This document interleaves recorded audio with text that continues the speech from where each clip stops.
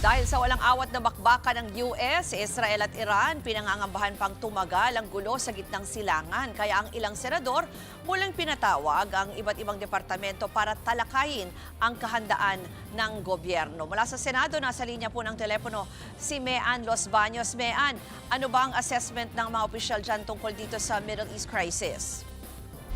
Yes, Ruth. 4 hanggang 8 linggo. Yan ang tansya kung gaano pa kahaba ang itatagal ng giyera sa Middle East ayon sa mga una na natatanggap ng Department of Foreign Affairs. Sinabi ito ng ahensya sa pagdinig ng Senate Foreign Relations Committee tungkol sa gulo sa gitnang silangan.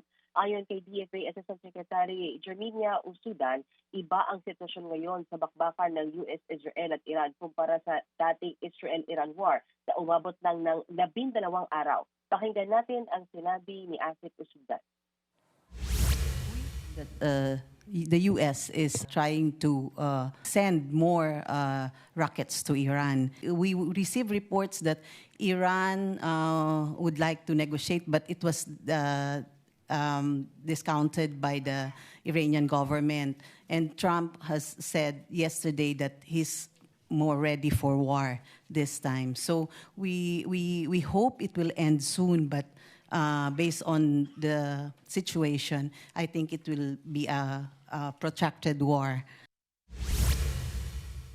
Nag-aalala naman ang mga senador sa mga Pilipinong naiipit sa gulo. Pinangangambahan din nila ang maging epekto ng giyera sa ekonomiya ng Pilipinas. Narito ang kanilang pahayag.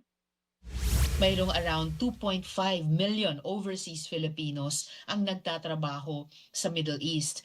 Kahit 1/3 ng bilang na ito ay napakalaking responsibilidad ang ating kakaharapin. Ito rin po ay may economic impact. Inaasahan rin natin dahil sa disruption, iba hindi makapasok sa kanilang mga tinatrabahuan, baka rin magkaroon po ng epekto ito sa ating OFW remittances. Sa ating mga OFWs, nais po naming iparating sa inyo na hindi po kayo nag-iisa. Your government is working round the clock. Ruth, tiniyak naman ng DFA at Department of Migrant Workers na nakahanda silang tumulong sa mga kababayan natin sa Middle East. Katunayan, sinimulan na raw ng DMW ang repatriation sa 5 bansa na pinaka-apektado ng gulo sa gitnang silangan. Tukoy na raw ang meeting, exit at temporary relocation point. Siniguro rin ng DFA at DMW na aktibo ang kanilang hotline. Yan ay matapos silang sabuling sa Senado kahapon dahil sa reklamo ng ilang OFW. Pakinggan natin ang pahayag ng DFA at DMW. We have prepared the logistical aspects of repatriation.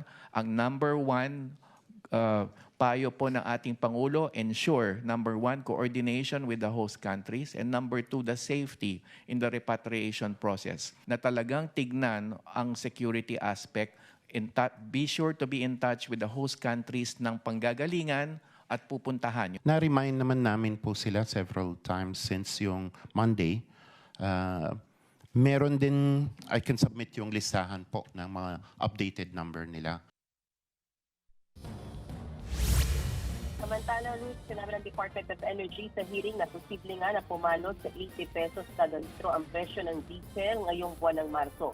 Mangyayari lang yan kung hindi gagawing staggered o utay-utay ang pagkapatupad sa dagdag presyo. Bunsod pa rin yan ang nangyayaring giyera sa gitnang silangan. Yan muna ang latest. Balik sa iyo, Ruth. Yan po ang Express Report ni Mean Los Baños live mula sa Senado. Mga kapatid, Ruth Cabalpo, para sa mabilis na pasada ng mga balitang dapat niyong malaman, mag-follow at mag-subscribe sa social media pages ng News 5.